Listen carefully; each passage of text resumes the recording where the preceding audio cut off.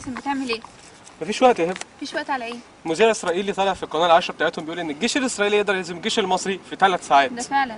ده حقيقي. هو ما عندوش فكره الجيش بتاعنا ده عامل ازاي، وما عندوش فكره اصلا ميزانيه التسليح بتاعتنا بس عامله ازاي. دي كانت في سنه 2009 كانت حوالي 6.5 مليار دولار. الفكره مش في التسليح وبس، الفكره في عدد الجنود الذكور عندنا اللي صالحين للتجنيد 8 مليون ونص.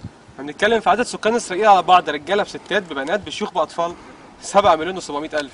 طب بقول لك ايه، ما تيجي بقى نوريهم الجيش بتاعنا المصري اللي ممكن اسرائيل تهزمه في 3 ساعات بس. نبدا بالقوات الجويه.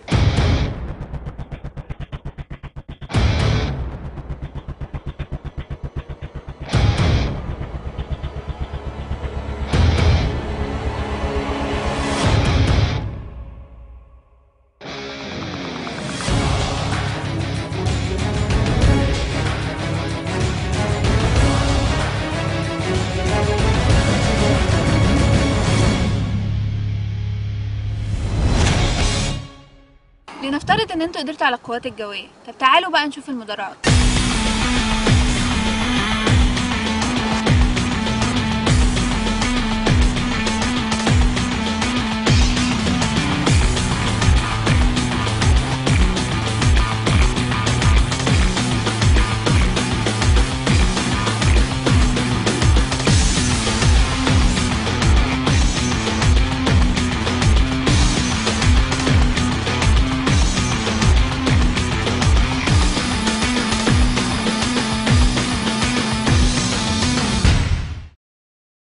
حتى المدرعات قدرتوا عليها.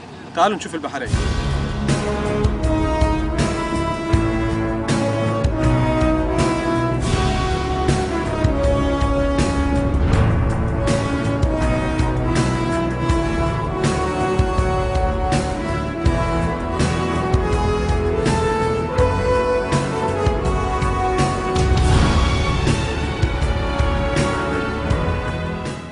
طب وهتعملوا ايه مع الصعقه؟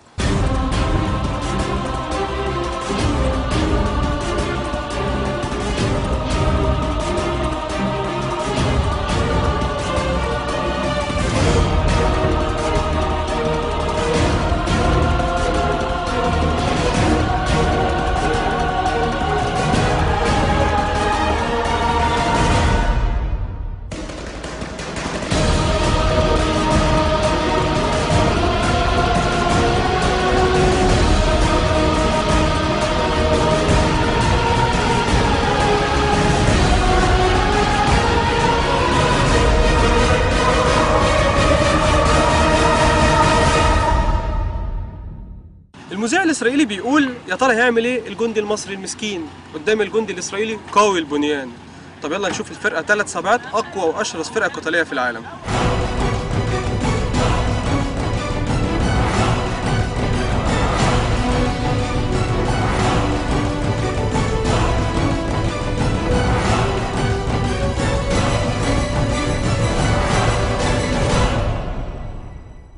لنفترض ان انتوا قضيتوا على كل ده في 3 ساعات، هتعملوا ايه بقى مع الكفاح الشعبي اللي هو بيعتبر اخر خط دفاع للجيش المصري؟ مصر شبابها رجالة، تحيا مصر وشعبها كله أبطال، تحيا مصر مش هننسى دم شهدانا، تحيا مصر جاب لنا عزتنا من نظام. باختصار شوفوا الشعب ممكن يعمل ايه في العدو اللي جاي يحاربه ويستعمر بلده، وشوفوا اصلا الشعب المصري لما كانش عاجبه النظام اللي حاكم بلده خلعه ازاي. مش هنستسلم ونرجع تاني، تحيا مصر ولا نتنازل عن شيء، تحيا مصر مش عايزين غير حقنا الإنساني، تحيا مصر عدالة اجتماعية وعين، تحيا مصر مش هنسكت تاني ولا هنداري اللي في بالنا، كفاية ظلم وفقر وكفاية بقى من اللي جرالنا. تحيا مصر وتحيا الحرية، ثورة حتى النصر في الدنيا دي. الجيش المصري مش هش زي المذيع الاسرائيلي ما بيقول، عشان هو ما قدرش على المتظاهرين، لان الجيش بتاعنا ما يقدرش ان هو يضرب ولاده، لان ببساطه ما ينفعش ان الاخ يضرب اخوه.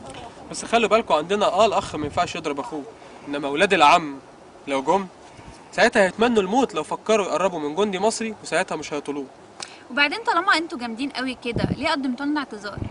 عايز اقول لكم حاجه، الشعب المصري سواء رجاله بنات اي حد، والجيش اولهم، بيحب الموت قد ما انتوا بتحبوا الحياه. عارفه قبله ابقى مين، ابقى كلمه كل عصر، اسمي ايه وبكل فخر، اسمي اعظم اسم،